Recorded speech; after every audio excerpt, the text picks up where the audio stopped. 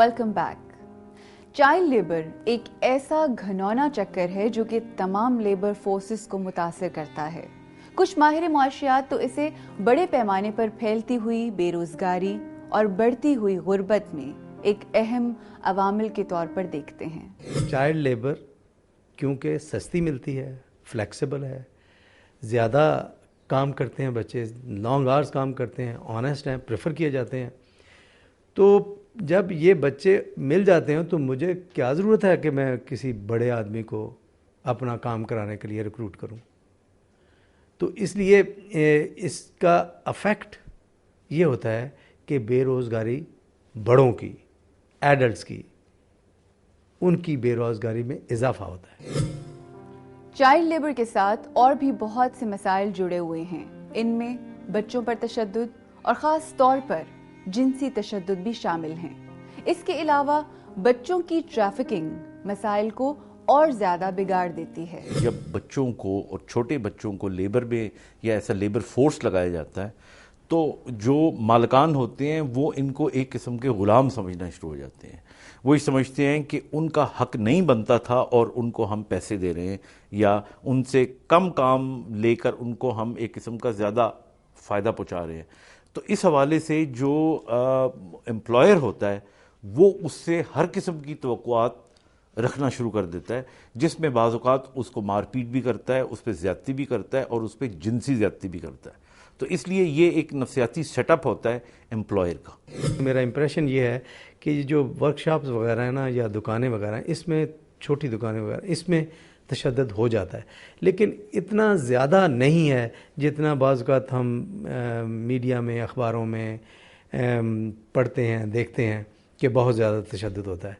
लेकिन बहुत ज़्यादा नहीं होता। अगर बहुत ज़्यादा तशद्दुद हो तो ये फिर बच्चे बाज़ औक़ात चले जाते हैं, भाग जाते हैं, ये काम नहीं करते।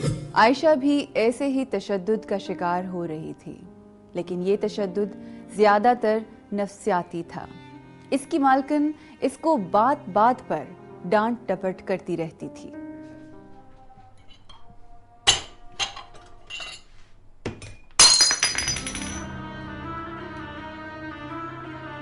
फिर तोड़ दिया तूने? गलती हो गई बीबी जी। हाथ टूटे हुए तेरे, ये तेरा बाप ला कर देगा। ये तेरी तनख्वाह में से काटूंगी। पता नहीं किस बात का बदला तेरी माँ ने लिया है।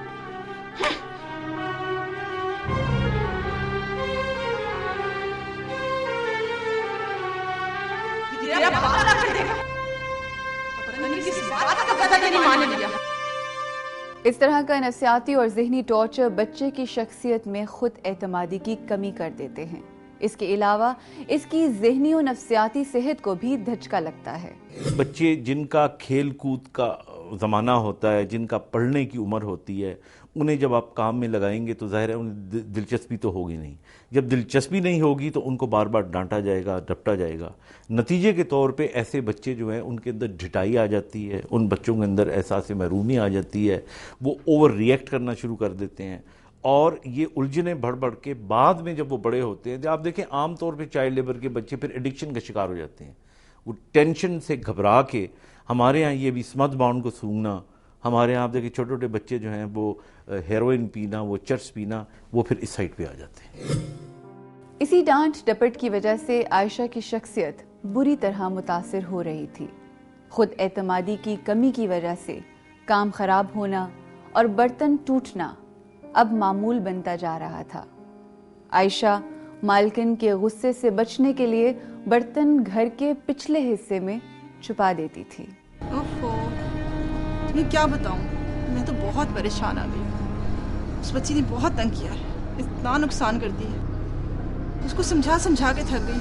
कोई मैनर्स ही नहीं उस बच्ची में, बहुत जाहिल है, बदतमीज है। तंग आ गई मुझसे मैं बाद में बात करती हूँ। आयशा, आयशा,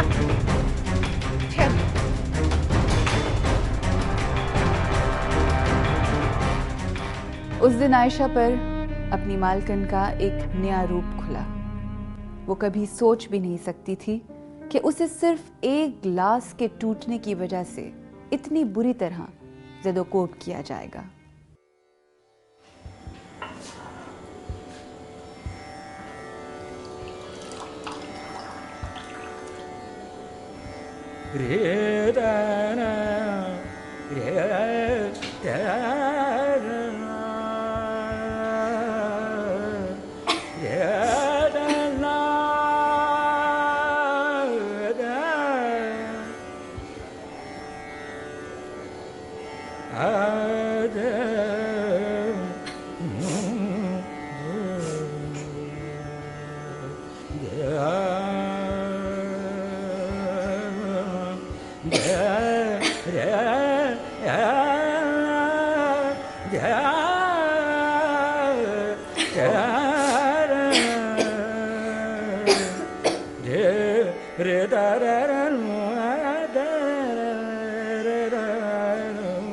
इस रस्म सितम के कुछ और सिरे आहों, सिसकियों और टूटते ख्वाबों के पार बिखरे हुए हैं। इनको भी तलाश करेंगे, मगर पहले एक छोटी सी ब्रेक।